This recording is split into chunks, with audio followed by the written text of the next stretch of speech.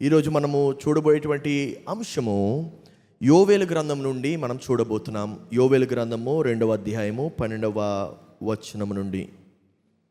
అది మనము వెళ్తూ as we progress in the service and the sermon, we are going to understand more about it.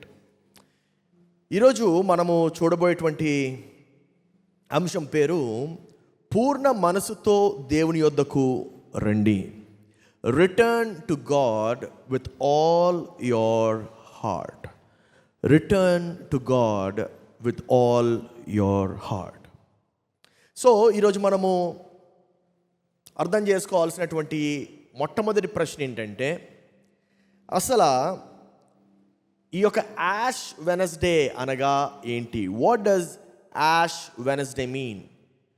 భస్మ బుధవారము, లేకపోతే బూడిద బుధవారం అంటారు, లేకపోతే విభూది బుధవారం అంటారు. ఇది రకరకాల పేర్లతో పిలుస్తూ ఉంటారు. అనగా ఏంటి అంటే, ఈ యొక్క భస్మ బుధవారము it marks the beginning of the Lent season. ఇది ఈ యొక్క శ్రమ దినాలని మనం తెలుగులో అంటాము. శ్రమ దినాల యొక్క ప్రారంభం అన్నమాట. శ్రమ దినాలనగా శ్రమ పడేటువంటి దినాలా అని చాలామంది ప్రశ్నిస్తూ ఉంటారు. వెల్, అసలు ఈ యొక్క భస్మ బుధవారం అంటే చాలా క్లుప్తంగా చెప్పాలంటే, మనకి సాధారణంగా ఇది క్యాథలిక్ చర్చెస్లో, క్యాథలిక్ సంస్థల్లో నిర్వహించేటువంటి ఒక ఆచారం అనగా, క్రిందటి సంవత్సరము ప్రతి సంవత్సరం మనము పామ్ సండే చేస్తాం, మట్ల ఆదివారము. ఆ యొక్క పామ్స్ అన్నింటినీ కూడా వారు చక్కగా డెకరేట్ చేసి, ఊరేగించి డెకరేట్ చేసి తీసుకొచ్చి ఆల్టర్ దగ్గర ప్లేస్ చేస్తారు. ప్లేస్ చేసిన తర్వాత దీని అంతటిని కూడా ఆ రోజు సాయంత్రము మనకి అంటే మన ఈస్టర్ అయిపోయిన తర్వాత సాయంత్రం ఏం చేస్తారంటే, చక్కగా ఆ యొక్క ఫాదర్ గారు ప్రీస్ట్ ఆయన అంతటినీ కాల్చేసి దాన్ని బూడిద కింద మారిన తర్వాత దాన్ని ఒక జార్లో వేసి పెడతారు. పెట్టిన తర్వాత మరుసటి సంవత్సరం ఈ భస్మ బుధవారంన దాన్ని తీసి ఇక్కడ మన యొక్క నుదుటిన సిలువ వేసి బొట్టులాగా పెడతారనమాట, సిలువతో. దాన్ని యాక్చువల్గా దట్ ఈస్ ద సిగ్నిఫికెన్స్. ఏంటి? What does it hold? ఈ యొక్క భస్మ బుధవారం యొక్క ప్రత్యేకత ఏంటి? వాట్ డస్ ఇట్ హోల్డ్ అంటే చాలా సింపుల్ అండి. మనము మట్టి నుండి వచ్చాము, మరలా మనము మట్టికే చేరదము అనేటువంటి మాటను మనకి గుర్తు చేయడానికి ఈ యొక్క భస్మ బుధవారము మనకి ఏం గుర్తు చేస్తుందంటే, మనము మానవులై ఉన్నాము అనేటువంటి మాటను గుర్తు చేస్తుంది. ఏం మాటనండి? మనము మానవులై ఉన్నాము. We are human. మనము మానవత్వం కలిగి ఉండాలి. ఆమెన్. మనము ఈ యొక్క బిజీ వరల్డ్లో పడిపోయి ఒక్కొక్కసారి we forget that we are human. మనం మానవులను మర్చిపోతాం. మనం ఏదో రోబోల్లో పనిచేస్తూ ఉంటాం. మరలా కఠినమైనటువంటి హృదయముగా మార్చివేయబడతా ఉంటుంది. కాబట్టి ఈ యొక్క ఎందుకు వై డు వి సెలబ్రేట్ అంటే, మనము ఈ యొక్క సంగముగా మనము ఎందుకు ఈ యొక్క భస్మ బుధవారంను మనము పండుగగా చేసుకుంటున్నామంటే, ఈ రోజు నుండి 40 రోజులు అనగా 6 ఆదివారాలు తీసేస్తే 40 రోజులు, 6 ఆదివారాలు కూడా కలిపితే 46 రోజులు, రైట్? సో ఈ యొక్క 40 రోజులు మనము దేవునికి సమీపంగా ఉండాలి. We need to be closer to God. మనం దేవునికి సమీపస్తులుగా ఉండాలి అనేటువంటిది మన యొక్క ఆలోచన. మనం ఈ యొక్క మాట అన్నింటిని కూడా 3వ అధ్యాయము, ఆదికాండం 3వ అధ్యాయం 19వ వచనంలో చూస్తాం. మట్టి నుండి మనం తీయబడితిమి అనేటువంటి మాట. ఈ యొక్క మనుషులుగా మనకు కావాల్సింది ఏంటి అంటే, మనకి కృప, దేవుని కృప కావాలి. ఏం కావాలండి? దేవుని కృప. మనము దేవుడు లేకుండా మనం బలహీనంగా ఉన్నాము. దేవుని లేకుండా ఆయన యొక్క కనికరము, ఆయన యొక్క కృప మనకి ఎంతో అవసరము. లేకపోతే ఆయన యొక్క కృప లేనిదే మన జీవితం లేదు. అందుకే ఆయన యొక్క కృప నూతనమగునట్లు అనేటువంటి మాటను మనం చూస్తూ ఉంటున్నాము. ఈ యొక్క భస్మ బుధవారము ఇది యాక్చువల్గా దుఃఖానికి సూచన కాదు, కానీ ఇది ఆత్మీయమైనటువంటి ఆధ్యాత్మిక మేలుకొలుపు కొరకు మనము దీన్ని వాడాలి. It is for spiritual awakening. అందరూ చెప్పండి, స్పిరిచువల్ అవేకనింగ్. ఇంకొకసారి బిగ్గరగా పురుషులందరూ, spiritual awakening. Amen. It is a spiritual awakening that we need to use this time for. ఈ యొక్క సమయాన్ని మనము ఆధ్యాత్మికంగా మనం ఎదగడానికి, ఆత్మీయంగా ఎదగడానికి మనం వాడాలి. పాస్టర్ గారు, అదేంటి పాస్టర్ గారు, మరి సంవత్సరం అంతా మనము ఆధ్యాత్మికంగా ఉండమా, మనం ఆత్మీయంగా ఎదగమా అంటే సంవత్సరం అంతా ఎదుగుతాము, ఖచ్చితంగా ఎదుగుతాము. కానీ ఈ యొక్క 40 రోజులు మనము ప్రత్యేకపరుచుకుంటాము. అంటే మనం ప్రత్యేకపరచుకోవడం అంటే that is a window or a chance where we can grow better, where we can grow stronger, where we can grow closer. Amen. ఇప్పుడు సంవత్సరం అంతా భోజనం చేస్తాం కదండి, మరి వివాహం దినమున ప్రత్యేకంగా ఎందుకు భోజనం చేస్తాం? అది ఎందుకు స్పెషల్గా బిర్యానీ పెడతాం? ఎందుకు స్పెషల్గా రకరకాల కూరలు తయారు చేస్తాము? సంవత్సరం అంతా తింటాం కదా అనేటువంటి వాదన ఎలాగైతే ఉంటుందో, అర్థం లేదో దీంట్లో కూడా అలాగ అర్థం లేదనమాట. సంవత్సరం అంతా మనం దేవునికి సమీపంగానే ఉంటాం కదండి, సంవత్సరం అంతా మనం ప్రార్థన చేస్తాం కదండి, కరెక్టేనండి. కానీ సంవత్సరం అంతా మనకి కొన్ని వ్యసనాలు ఉంటాయండి, సంవత్సరం అంతా మనకు కొన్ని అలవాట్లు ఉంటాయండి. ఆ అలవాట్ల నుండి మనం దూరపరచుకోవడానికి, దేవునికి సమీపముగా చేరటానికి ఇది ఒక గొప్ప అవకాశం కింద మనం వాడాలి. Hallelujah, hallelujah. So this is a window of chance. అందుకే దేవుడు మనల్ని మతంలోకి పిలవట్లే, దేవుడు మనల్ని ఆయనతో ఒక చక్కటి సంబంధం కలిగి ఉండడానికి పిలుస్తున్నాడు. God is not calling back us to religion, rather God is calling us back to a relationship. So ఈ 40 రోజులు కూడా మనం ప్రత్యేకపరుచుకొని, సంవత్సరం అంతా ఎలాగా కొంతమంది ప్రార్థన చేసుండరు, సంవత్సరం అంతా కొంతమంది ఎలాగా వాక్యం చదివుండరు. ఈ యొక్క 40 దినాల్ని ఎలాగైతే మన యొక్క హైందవ సహోదరులు మాల వేసుకొని ఒక మార్గంలో నడుస్తారో అలాగా మనం ప్రత్యేకపరుచుకోవాలి. ఉదాహరణకి మనలో ఏమైనా చెడు అలవాట్లు ఉన్నట్లయితే, ఎలాంటి అలవాట్లు పాస్టర్ గారు? నాలో ఏమీ చెడు అలవాట్లు లేవండి. వెల్, సర్కాజం, అవతల వాళ్ళని అవహేళన చేయటం, అది ఒక చెడు అలవాటే. దాన్ని మనము తగ్గించుకోవచ్చు. కొంతమందికి కోపం అనేటువంటి అలవాటు ఉంటుంది, వెంటనే ఫైర్ అవుతూ ఉంటారు, దాన్ని మనము తగ్గించుకోవచ్చు. ఇలాంటి వ్యక్తిగతమైనటువంటి పాపాలు, రహస్యమైనటువంటి పాపాలు, ఎవ్వరికి తెలియనటువంటి అలవాట్లను ఈ యొక్క 40 రోజులు మనము పాటించి మనము దేవునికి సమీపంగా మారచ్చు. ఆమెన్.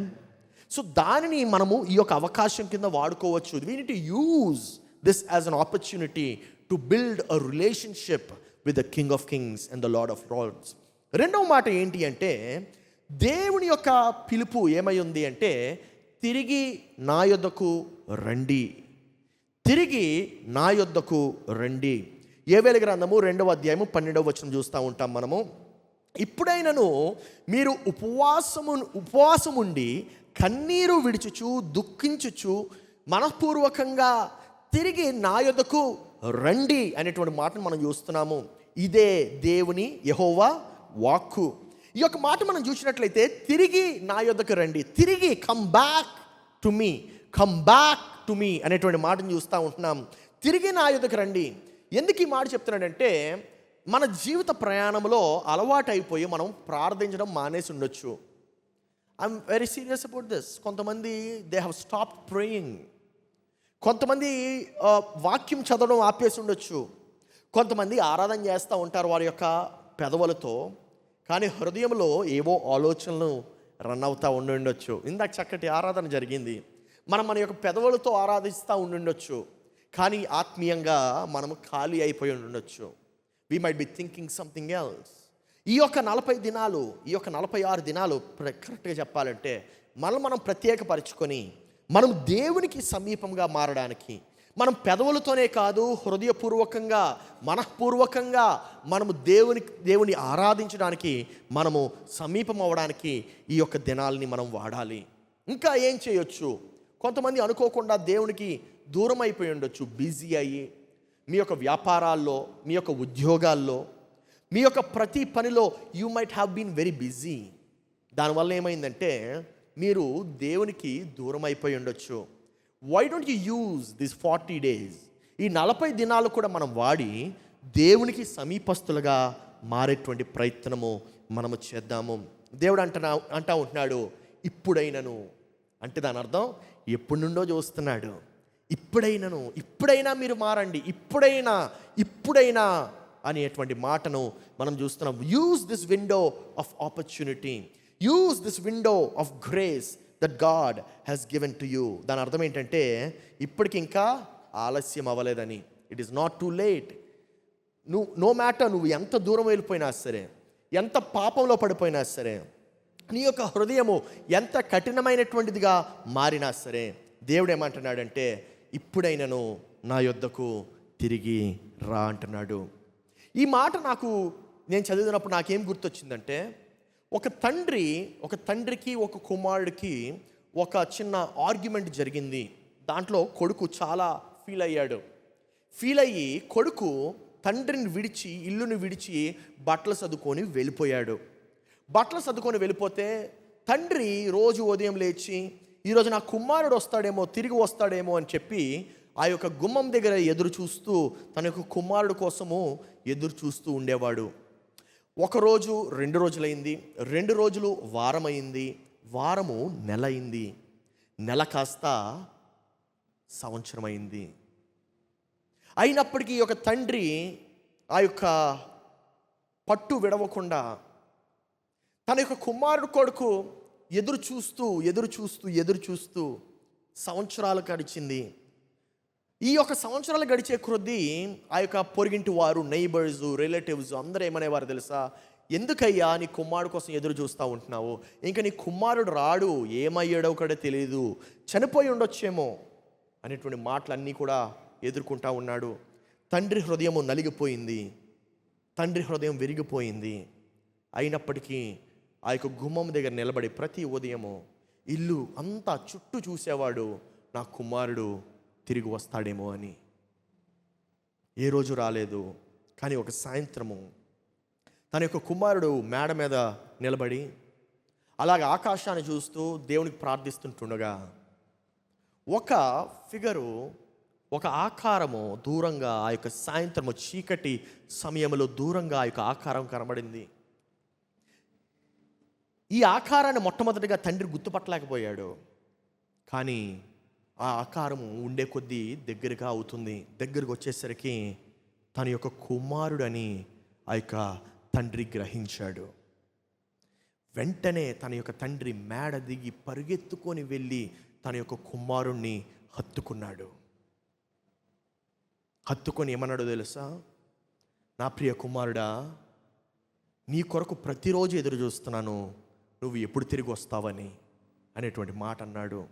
కుమారుడు అన్నాడు, నాన్న నాకు తిరిగి రావాలని ఉంది, కానీ నువ్వు నన్ను శిక్షిస్తావేమో, నువ్వు నన్ను పనిష్ చేస్తావేమో అని చెప్పి నేను ఇన్ని రోజులు రాలేదంటే తండ్రి ఏమన్నాడో తెలుసా? నాన్న నువ్వు వస్తే నేను ఒక పెద్ద వేడుకగా చేసుకుందాం అనుకుంటున్నాను, కానీ నేను శిక్షిద్దాం అనుకోవట్లేదు. నిన్ను క్షమిద్దాం అనుకుంటున్నానే కానీ నేను శిక్షిద్దాం అనుకోవట్లేదు. నన్ను కూడా క్షమించవా అని చెప్పి తండ్రి కుమారుడిని అడగగా కుమారుడు వెంటనే తన యొక్క హృదయం భారమును దిగిపోయి అక్కడే మోకరించి, నాన్న నన్ను క్షమించు అని చెప్పి కుమారుడు వేడుకున్నాడు. నా ప్రియ కుమారుడా, ఈ యొక్క కథ తప్పిపోయినటువంటి కుమారుడికి చాలా దగ్గరగా ఉంది. It's very close. తప్పిపోయినటువంటి కుమారుడు కూడా అలాగే వెళ్ళిపోయాడు. తండ్రి అయినటువంటి దేవుడు ప్రతిరోజు తప్పిపోయినటువంటి కుమారుడు కొడుకు ఎదురు చూస్తూ ఉండేవాడు. తను పేషెంట్గా ఎప్పుడొస్తాడు నా కుమారుడు అని చెప్పి ఎదురు చూస్తూ కనిపెట్టుకునేవాడు. అదే రీతిగా ఎలాగైతే తండ్రి, ఇక్కడ ఉండేటువంటి తండ్రి తన కుమారుడు రాగానే మేడ దిగి పరిగెత్తుకొని వెళ్ళి గుమ్మాన్ని దాటి హత్తుకున్నాడో కుమారుణ్ణి, అదే రీతిగా నీవు కూడా ఆయన యొద్దకు తిరిగి వస్తే, నీవు కూడా ఆయన యొక్క సన్నిధికి తిరిగి వస్తే ఆయన నిన్ను హత్తుకోవడానికి వెంటనే పరిగెత్తి రావడానికి సిద్ధంగా ఉన్నాడు. ఈ యొక్క భస్మ బుధవారమున దేవుడు మధ్యన ఎక్కడో దూరంగా నిలబడలేదు, కానీ ఆయన ఆ యొక్క జంక్షన్ మధ్యలోనే నిలబడి నువ్వు ఏ మార్గంలో తిరిగి వస్తావని ఆయన ఎదురు చూస్తున్నాడు. ఆయన ఆ యొక్క గుమ్మం ఎదుట ఆయన ముయ్యబడినటువంటి చేతులతో, కట్టుకునేటువంటి చేతులతో నిలబడలేదు, తెరవబడినటువంటి హృదయంతో నిలబడ్డాడు. ఈ యొక్క భస్మ బుధవారమున, ఈ యొక్క యాష్ వెనస్డేన నీవు మరలా తిరిగి నీ యొక్క పాపమును విడిచి నీ యొక్క తండ్రి యొక్క సన్నిధికి చేరటానికి సిద్ధంగా ఉన్నావా? గుర్తుపెట్టుకో, నీ పాపము నిన్ను దేవుని నుండి దూరపరుస్తుందేమో కానీ ఆయన యొక్క తెరవబడినటువంటి హృదయం నుండి ఆ పాపము ఎన్నటికీ దూరపరచలేదు. హల్లెలూయా.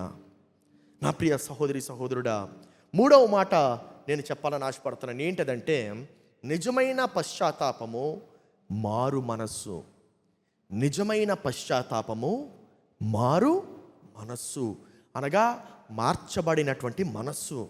మనము 13వ వచనంలో చూస్తూ ఉంటాము, యోవేలు గ్రంథము 2వ అధ్యాయము. ఏమనంటే, నీ దేవుడైన యెహోవా కరుణ వాత్సల్యము గలవాడును, శాంతిమూర్తియు, అత్యంత కృపగలవాడునై ఉండి తాను చేయనుద్దేశించి కీడును చేయక పశ్చాత్తాపపడును గనుక మీ వస్త్రములను కాక మీ హృదయములను చింపుకొని ఆయన తట్టు తిరుగుడి. మీ యొక్క వస్త్రములను చింపుకోకుండా అంటే దాని అర్థం ఏంటంటే, మనము బైబిల్ గ్రంథంలో యొక్క సమయంలో చూసినట్లయితే ఆ యొక్క మనుషులు వారి యొక్క బాధని చూపించుకోవడానికి వారి యొక్క వస్త్రాలను చింపుకునేవారు. అందుకే మనం యోబును కూడా చూస్తూ ఉంటాం. తన యొక్క వస్త్రాలను చింపుకొని బూడిద రాసుకొని దేవుని యొక్క సన్నిధిలో తన దుఃఖాన్ని ప్రకటించాడు. ఇక్కడ ఈ యొక్క మాటను చూస్తున్నట్లయితే నీ వస్త్రాలను కాదు చింపుకోవాల్సింది, నీ యొక్క హృదయాన్ని నీవు చింపాలి. అనగా ఏంటంటే తెరవాలి. You should change your heart this evening. నిజమైనటువంటి పశ్చాత్తాపం అంటే కన్నీరు మాత్రమే కాదు, నిజమైన పశ్చాత్తాపం అంటే మార్పు. నీ యొక్క ఆలోచనలో మార్పు, నీ మనస్సులో మార్పు, నీ యొక్క మాటలో మార్పు, నీ మార్గములో మార్పు. నిజమైనటువంటి పశ్చాత్తాపం అంటే అపరాధ భావము మాత్రమే కాదు. It is not only having a sense of guiltiness కాదు. నిజమైనటువంటి పశ్చాత్తాపం అంటే నీవు తిరగటం, నీ యొక్క మార్గము నుండి నీవు తిరగటం. మారు మనస్సు అనగా నీ యొక్క మార్గము నుండి నువ్వు తిరగటం. ఎవరి వైపు తిరగాలి? దేవుని వైపు తిరగాలి. You should turn towards God. నిజమైనటువంటి పశ్చాత్తాపం అంటే ఒప్పుకోలు ఒకటి మాత్రమే కాదు. It is not just confession. నిజమైనటువంటి పశ్చాత్తాపం అనగా ఇట్ ఈస్ ట్రాన్స్ఫర్మేషన్, రూపాంతరము నీవు చెందాలి. నా ప్రియ సహోదరి సహోదరుడా, ఈ సాయంకాలము నీవు దేవుణ్ణి ఈ యొక్క ప్రశ్న దేవుని ముందు నిన్ను నీవు అడగగలవా? నా యొక్క హృదయము దేవుని వైపు స్పందించే హృదయముగా ఉందా? Am I having a heart which is responsive to God? లేకపోతే నేను నా యొక్క హృదయంలోనే ఉన్నాను, నా యొక్క ఆలోచనలోనే ఉన్నానా? Am I still having the first love? ఆ యొక్క మొట్టమొదటి ప్రథమ ప్రేమ దేవుడై ఉన్నాడా నా యొక్క జీవితంలో? లేకపోతే నేను ఆత్మీయంగా నిద్రపోతూ ఉన్నానా? Am I spiritually asleep అనేటువంటి మాటను మనం చూడాలి.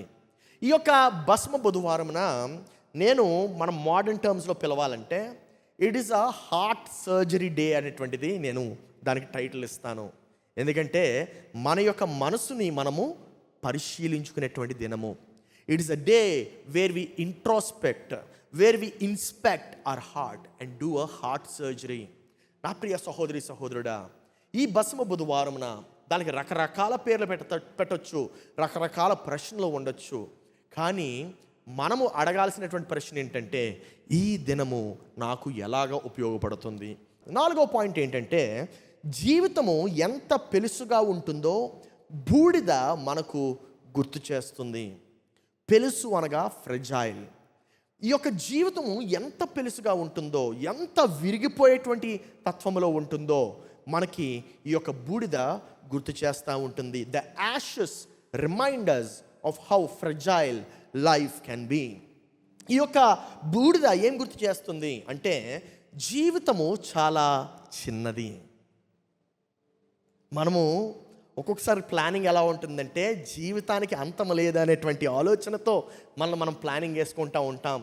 ఒక్కొక్కసారి మనం పగపడతా ఉంటాం జీవితానికి అంతం లేదని. కానీ జీవితము చాలా చిన్నది. అందరూ చెప్పండి, జీవితము చాలా చిన్నది. మళ్ళీ చెప్పండి, జీవితము ఎందుకు చిన్నదంటే, సమయము కొద్దిగా మాత్రమే ఉంది మనకి. కానీ ఏది శాశ్వతము? నిత్యత్వము శాశ్వతము. Eternal is real. Hallelujah. Eternal is real. అందుకే కీర్తన గ్రంథము 90వ అధ్యాయము 12వ వచనంలో చూస్తూ ఉంటాం మనము. ఏమనంటే, మాకు జ్ఞాన హృదయము కలుగునట్లుగా చేయుము, మా దినములు లెక్కించుటకు మాకు నేర్పము. మా దినములు లెక్కించలాగన మాకు నేర్పయ్యా అనేటువంటి మాటను మనం చూస్తూ ఉన్నాము. నా ప్రియ సహోదరి సహోదరుడా, మనం మన యొక్క కెరియర్స్ని, మన యొక్క వ్యాపారాల్ని, మన యొక్క లైఫ్ని, మన యొక్క సక్సెస్ని ప్లాన్ చేస్తూ ఉంటున్నాం. Very good. కానీ నీ యొక్క మనసుకు నువ్వు ప్లాన్ చేస్తున్నావా? Are you planning for your soul this evening? ఎందుకు ఈ యొక్క మాట చెప్తున్నానంటే, ఏదో మనల్ని భయప్రాంతులు చేయడానికి కాదు, కానీ మన యొక్క ప్రాధాన్యతను మరలా తిరిగి మీకు గుర్తు చేయడానికి. ఈ యొక్క మాట ఎందుకు చెప్తున్నానంటే, మన యొక్క జీవితము చాలా చిన్నగా ఉంటుంది, చాలా పెలుసుగా ఉంటుంది. పెలుసు అనగానే నాకు బీచ్ డేస్ గుర్తొస్తాయి. బీచ్లో, వైజాగ్ మాది హోమ్ టౌను. ఆ హోమ్ టౌన్లో నేను చిన్నప్పుడు ఈ యొక్క శాండ్ క్యాసిల్స్ కడతా ఉండేవాడిని. ఆ యొక్క తీరాన్న ఇసుకతో చక్కటి గృహాలు, చక్కటి డిజైన్స్తో పెద్ద రాజ్యాలు కూడా కట్టేశారని చెప్పి ఫీల్ అవుతూ ఉండేవాడిని అప్పుడు. సో నేను ఆడుతూ ఉంటే నా ప్రక్కన ఒక తండ్రి కూతురు ఇద్దరు కూడా ఉన్నారు. ఇద్దరు ఉండి, ఆ కూతురు, ఆ అమ్మాయి నాకన్నా చిన్నదనమాట. నేనంటే 10th నాకు బాగా ఇష్టం ఈ శాండ్తో క్యాజల్స్ కట్టడం. నేను 10th ఉన్నప్పుడు she was around 4th grade అనమాట. ఆ అమ్మాయి కడుతూ చక్కగా కట్టింది. ఇలాగా పెద్ద కుప్ప తయారు చేసి, ఇటు ఇసుక తీసి అలాగా ఒక పాసేజ్ తయారు చేసి చిన్న కిటికీలు పెట్టింది. అటు కిటికీ పెట్టింది. పెడుతూ తన నాన్నతో అంది, నాన్న చూడండి నేను చక్కటి శాండ్ క్యాసిల్ కట్టాను అని చెప్పింది. అంటే నాన్న చక్కగా నవ్వుతూ అవునమ్మా చాలా బాగుందని చెప్తున్నా ఉంటాడు. చెప్తూ ఆమె ఏమందండి మధ్యలో, నాన్న నేను చాలా స్ట్రాంగ్గా కట్టాను, ఈ యొక్క శాండ్ క్యాసిల్ పోదు అని చెప్పింది. అంటే తండ్రి స్పందించలేదు. తండ్రి నవ్వుతూ చక్కగా ఉన్నాడు. అక్కడ పాస్ అవుతూ ఉన్నారు జనాలు, అటు తిరుగుతుంటే వాళ్ళు నా క్యాజువల్ చూస్తున్నారు, ఆ అమ్మాయి క్యాజువల్ చూస్తున్నారు. అందరూ కూడా అమ్మాయి క్యాజువల్ చూసి, ఆ అమ్మాయి చూడు ఎంత చక్కగా కట్టిందో అని చెప్పి అభినందిస్తున్నారు. ఈ అమ్మాయి ఇంకా ఎక్సైట్ అవుతూ, నా క్యాజువల్ ఇంకా అలాగే ఉంటుంది, నా శాండ్ క్యాజువల్ అలాగే ఉంటుంది అని చెప్పి నాతో చెప్తుంది. చెప్పగా ఆ నాన్న నవ్వుతూ ఉన్నాడు. సాయంత్రం చీకటి అయింది, టైడ్ కొంచెం పెరిగింది. మేము చాలా దగ్గరలో, ఎందుకంటే వాటర్ ఉండే మట్టితో కడితే కొంచెం బలంగా ఉంటుంది అనమాట, దగ్గరికి కడితే ఆ టైడ్ పెరిగే కొద్దీ నెమ్మదిగా ఆ వాటరు ఆ క్యాజువల్ దగ్గరకు రావడం స్టార్ట్ అయింది. స్టార్ట్ అవుతూ ఆ వాటర్ వచ్చే కొద్దీ ఈ యొక్క శాండ్ క్యాజువల్ డిసప్పియర్ అయిపోయింది. ఈ మాట ఎందుకు చెప్తున్నానంటే, ఆ యొక్క కూతురు అప్పుడు ఒక మాట అంది, అది నా మైండ్లో చాలా ఉండింది. ఏమనంది అంటే ఇంగ్లీష్లో, డాడీ ఇట్స్ గాన్ అంది. నాన్న ఇది వెళ్ళిపోయింది అంది. అప్పుడు వెంటనే తన యొక్క తండ్రి మోకాలు వేసి ఏమని చెప్పాడంటే, అందుకే ఈ యొక్క శాండ్ క్యాజువల్ ఎలాగైతే నిత్యం ఉండదో, మన జీవితం కూడా నిత్యము ఉండదు అనేటువంటి మాట చెప్పేసరికి నేను ఆశ్చర్యపోయాను. ఇంత చిన్న అమ్మాయికి ఇంత జ్ఞానం నేర్పిస్తున్నాడు ఏంటి ఈయన అని. కానీ ఇట్ వాస్ వెరీ ప్రొఫౌండ్. నా ప్రియ సహోదరి సహోదరుడా, మన జీవితము శాశ్వతం కాదు, మన జీవితము ఎప్పుడు ఉండదు. We have very limited time. మన యొక్క జీవితాన్ని మనము ఆ యొక్క శాండ్ క్యాజువల్తో పోలిస్తే, మనం మన యొక్క కెరియర్స్ని కట్టుకుంటాము, మనము మన యొక్క ధనాన్ని ఎలాగ పెంచుకోవాలని ఆలోచిస్తూ ఉంటాము, మనం మన యొక్క ప్లాన్స్ వేసుకుంటాం, మన యొక్క అచీవ్మెంట్స్తో మనం ముందుకు వెళ్తూ ఉంటాము, మన యొక్క రెప్యుటేషను మనము ఎంతగానో పైకి తీసుకెళ్లాలని చెప్పి ఆలోచిస్తూ ఉంటాము. కానీ ఒక్క అన్ఎక్స్పెక్టెడ్ ఫోన్ కాల్ ఆ యొక్క డ్రీమ్స్ అంతటినీ షాటర్ చేస్తుంది. ఒక్క హెచ్ఆర్ నుండి ఫోన్ కాల్, ఒక్క యాక్సిడెంటు, ఒక్క హాస్పిటల్ అడ్మిషను, ఒక్క డయాగ్నోసిస్, ఒక్క సడన్ లాస్ వ్యాపారంలో అకస్మాత్తుగా ఆ యొక్క ముఖ చిత్రాన్ని మారుస్తుంది. ఈ యొక్క యాష్ వెనస్డే ఏం గుర్తు చేస్తుంది? మంటి నుండి తీయబడితివి, మరలా తిరిగి మంటికే చేరుదును అనేటువంటి మాటను మనకు గుర్తు చేస్తుంది. ఈ యొక్క యాష్ వెనస్డే ఏంటి అంటే, భౌతికంగా మనము భూమి మీద కొంతకాలము మాత్రమే ఈ యొక్క జీవితము. మన యొక్క జీవితము కూడా ఆ యొక్క బూడిది వంటిది. ఆ బూడిది వెంటనే వస్తుంది ఎండిపోయినటువంటి ఆకుల నుండి, కానీ ఒక్క గాలి వచ్చేసరికి ఆ యొక్క బూడిద వెళ్ళిపోతుంది. అందుకే పౌలు కూడా అంటున్నాడు, నరుని జీవితము నీటి బుగ్గ వంటిది. నా ప్రియ సహోదరి సహోదరుడా, ఎందుకు ఈ యొక్క మాట చెప్పానంటే, మనల్ని ఏదో భయపెట్టడానికి కాదు, కానీ మనల్ని జ్ఞానవంతులుగా మార్చడానికి. ఇందాక మనం చదివినటువంటి మాట, నా దినములు నాకు లెక్కించడం నేర్పము. ఎందుకు? నీ జ్ఞానము కలిగి నేను జీవించాలి. We should use our days wisely. మనము తెలివిగా చక్కటి ఆలోచనతో ఈ యొక్క మాటలను మనము చదవాలి. నా ప్రియ సహోదరి సహోదరుడా, భూమి ఒకరోజు ఫేడ్ అయిపోతుంది, కానీ ఏది శాశ్వతంగా ఉంటుందో తెలుసా? క్రీస్తుతో నీవు కలిగి ఉండేటువంటి సంబంధము శాశ్వతంగా ఉంటుంది. 5వ పాయింట్, తిరుగు మార్గము యేసు క్రీస్తే నా మార్గము. నేను ఏమైనా మార్పు చెందుకోవాలంటే నా జీవితంలో అది యేసుక్రీస్తు మాత్రమే అయి ఉండాలి అనేటువంటి మాట. ఈ యొక్క భస్మ బుధవారమున it is not about condemnation. అదేదో ఒక శిక్ష కాదు, కానీ దేని గురించి ఈ యొక్క భస్మ బుధవారం అంటే, యేసయ్య వైపు, క్రీస్తు వైపు, ఆ యొక్క సిలువు వైపు మనము తిరిగి చూడడం. అందుకే కొన్ని సంఘాల్లో దీన్ని శిలువధ్యాన కూడికలని కూడా అంటూ ఉంటారు. యేసయ్య మన యొక్క పాపాన్ని మోసాడు, ఆయన మన యొక్క శాపాన్ని మోసాడు, మన యొక్క సిగ్గును ఆ యొక్క సిలువు పైన మోసాడు, మన యొక్క బలహీనతను ఆ యొక్క సిలువు పైన మోసాడు. 2వ కొరింథీయులకు రాసిన పత్రిక 5వ అధ్యాయము 21వ వచనం ఏం చెప్తుందంటే, ఎందుకనగా మనం ఆయన యందు దేవుని నీతి అగునట్లు పాపమెరుగని ఆయనను మన కోసము పాపముగా చేసెను. నా ప్రియ సహోదరి సహోదరుడా, యేసయ్య వలన ఏమవుతుందో తెలుసా? ఆయన మన పాపం మోయడం వలన బూడిద మరలా విలువైనటువంటిదిగా మారిపోతుంది. హల్లెలూయా. ఆ యొక్క బూడిద ఏదైతే అశాశ్వతము అనుకున్నావో, ఏదైతే నిత్యము ఉండదు అనుకున్నావో, అది నిత్యం ఉండేలా చేస్తున్నాడు. నీ యొక్క పశ్చాత్తాపము దేని కింద మారుతుందంటే, తిరిగి నీ యొక్క విలువను చెందేటువంటి క్రియగా ఆ యొక్క సిలువ మారబోతుంది. ఈ యొక్క విరగగొట్టబడినటువంటి నీ యొక్క హృదయము మరలా ఒక న్యూ లైఫ్గా దేవుడు యేసుక్రీస్తు చేయబోతున్నాడు. హల్లెలూయా. అది సిలువ యొక్క ప్రాముఖ్యత, క్రీస్తు యొక్క ప్రాముఖ్యత, యేసయ్య యొక్క ప్రాముఖ్యత. 6వ పాయింట్, చివరి పాయింట్ ఏంటంటే, 3 ఆచరణాత్మక నిబద్ధతలు, 3 ప్రాక్టికల్ కమిట్మెంట్స్ ఫర్ లెంట్. నిబద్ధతలు అని ఎందుకు పెట్టానంటే, this is a commitment that I want you to have during this Lent days. ఈ యొక్క కమిట్మెంట్ దేనికి కావాలి? ఈ 3 కానీ మనం చేయగలిగినట్లయితే మన జీవితంలో ఇందాక నేను చెప్పినటువంటి 5 పాయింట్లు కూడా మనము సాధించగలము. ఏంటి 3 అంటే, మొట్టమొదటిది ప్రార్థన, ప్రేయర్.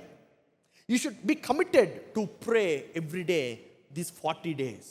ఈ 40 రోజులు కూడా, దేవా నేను అన్ని ప్రక్కన పెడతాను, నా యొక్క బిజీనెస్ని ప్రక్కన పెడతాను. ఇన్ని సంవత్సరాలు ప్రభువా నేను బిజీగా ఉన్నాను, కానీ ఇప్పుడు నేను నా బిజీనెస్ని ప్రక్కన పెడతాను, నేను ప్రార్థనకు సమయం కేటాయిస్తాను. 2వది వాక్యము, స్క్రిప్చర్. మనము ఉద్దేశపూర్వకంగా వాక్యాన్ని చదవాలి. ఎలాగండి?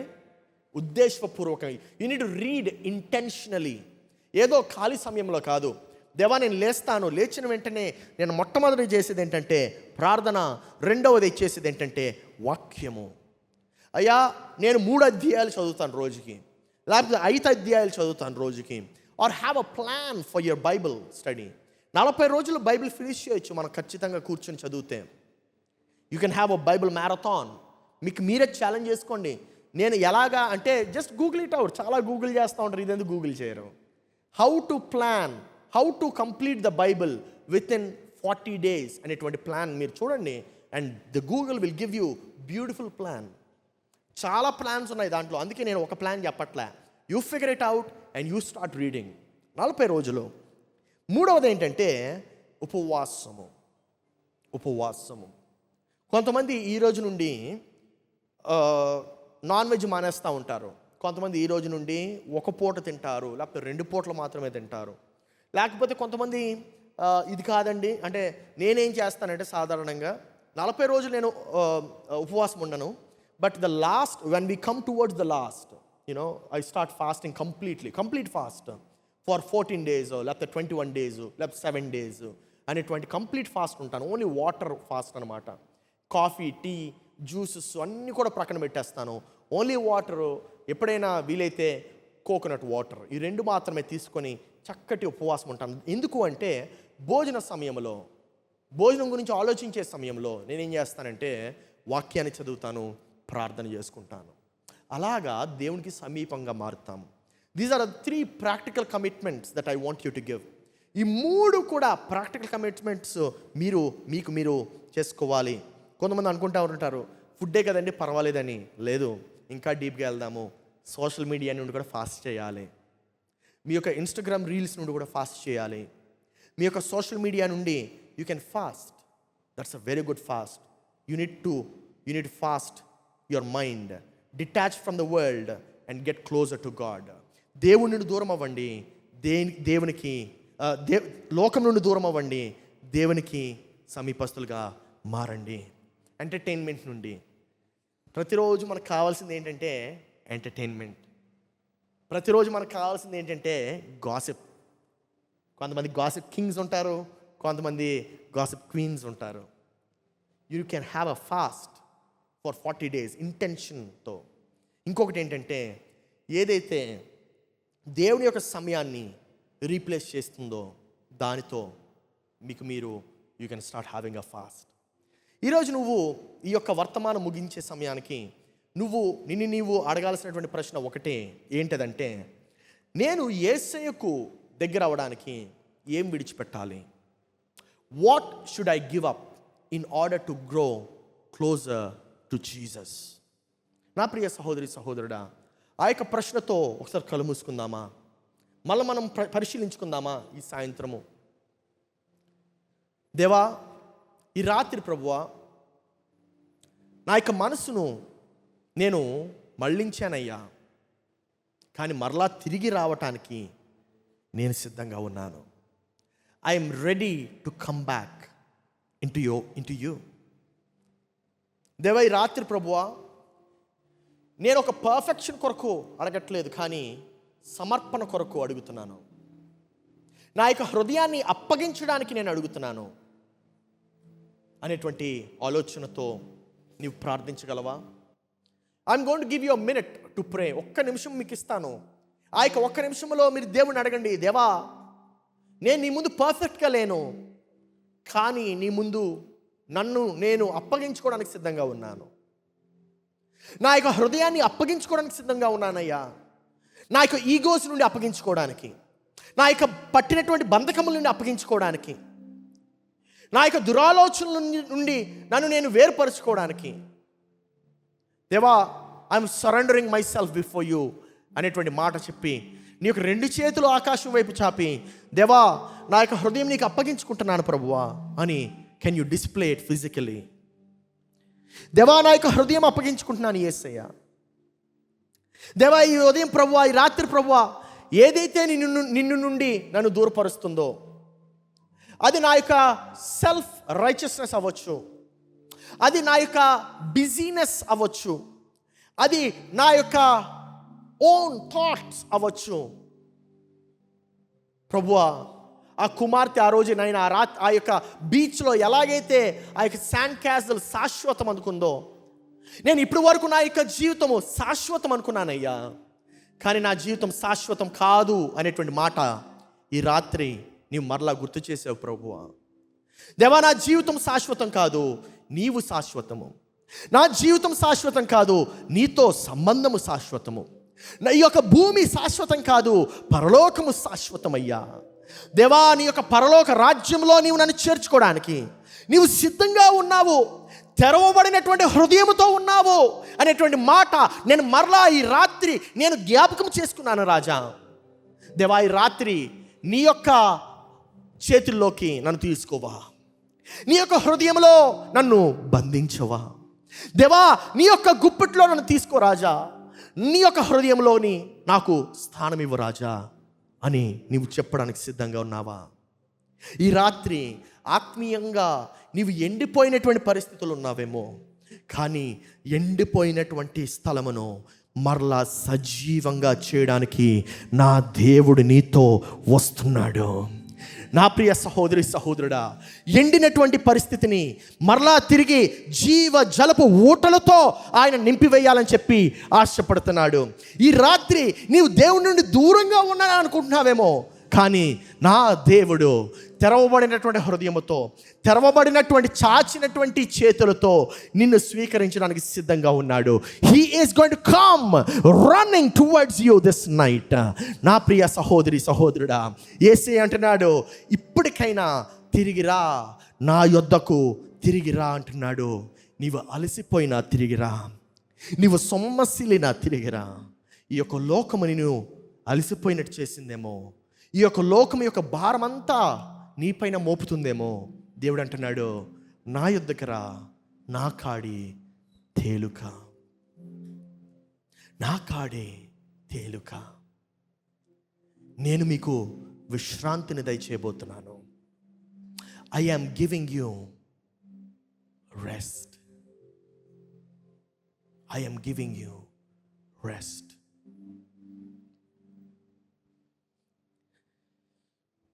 యేసు ప్రభువా, ఈ రాత్రి ప్రభువా నీ సన్నిధిలో చేరి, దేవా ఈ రీతిగానైనా మట్టి నుండి తీయబడితిమి, మరలా తిరిగి మట్టికే మేము చేరుదుము అనేటువంటి మాటను మేము గుర్తు చేసుకుని, దేవా నీ యొక్క కనికరముతోనే మాకు జీవితాన్ని ఇచ్చావు, నీ యొక్క కృప వలనే మాకు ఈ యొక్క జీవితాన్ని ఇచ్చావు అనేటువంటి మాటను మేము జ్ఞాపకం చేసుకోవడానికి అనుమతి ఇచ్చినందుకు, అవకాశం ఇచ్చినందుకు వందనాలయ్యా. ఈ రాత్రి వేళ మా యొక్క హృదయాల్ని దేవా నీవు మరలా తిరిగి నూతనంగా మార్చమని ప్రార్థిస్తున్నాము. Soften our hearts this night. దేవా తిరిగినైనా నీవే మా యొక్క ప్రథమ స్థానమని మేము గుర్తెరగడానికి సహాయం చేసినందుకు వందనాలు. దేవా ఇక 40 రోజులు ప్రభువా, ఇది మొదలుకొని ఈస్టర్ వరకునైనా దేవా మమ్మల్ని మేము రెన్యూ చేసుకునేటువంటి సమయముగా, మమ్మల్ని మేము పశ్చాత్తాపపడేటువంటి సమయముగా, దేవా మా యొక్క సంఘంలో ఉజ్జీవాన్ని చూసేటువంటి సమయముగా దీన్ని మేము కేటాయించుకోవడానికి సహాయం చేయము. దేవా గడిచినటువంటి ఆదివారంనైనా నీవు జ్ఞాపకం చేశావు, ఉజ్జీవము అనేటువంటిది స్టేడియంలో తేబడదు, కానీ అప్పగింపబడినటువంటి హృదయంతో మాత్రమే ప్రారంభమవుతుంది. ఈ రాత్రి వేళ ప్రభువా మా యొక్క హృదయాన్ని మేము అప్పగించుకుంటున్నామయ్యా, మా హృదయాన్ని మేము అప్పగించుకుంటున్నామయ్యా, నీ సన్నిధికి, నీ పాదాల చెంత మేము అప్పగించుకుంటున్నాము. మమ్మల్ని ముట్టుము, మమ్మల్ని స్వీకరించుము. యేసు పరిశుద్ధ నామములో అడిగి ప్రార్థిస్తున్నాము తండ్రి, ఆమేన్.